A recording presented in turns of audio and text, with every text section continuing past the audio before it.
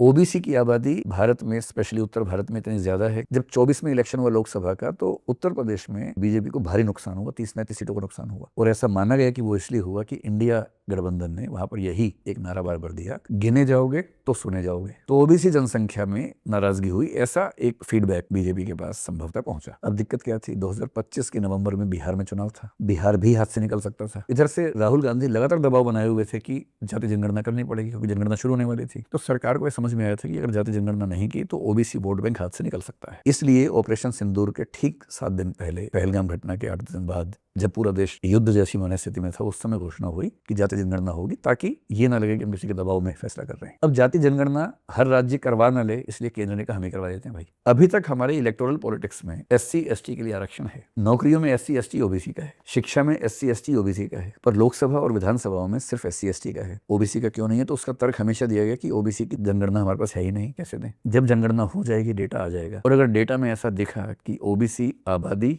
और ओबीसी लोगों की लोकसभा में या विधानसभाओं में भागीदारी में अंतर है, तो डिमांड तो होगी। और क्योंकि ओबीसी समुदाय का वोट बैंक सबसे बड़ा है, इसको मना जो करेगा वो इलेक्शन हारेगा। तो जैसे एससी सीटों में 1/3 एससी महिलाओं के लिए है, एसटी में 1/3 उनकी महिलाओं के लिए है, तो ओबीसी की 1/3 उनकी महिलाओं के लिए क्यों ना हो? ये मांग उठेगी। जब ये डेटा होगा, उसके बाद इस मांग को खारिज करना बहुत मुश्किल हो जाएगा।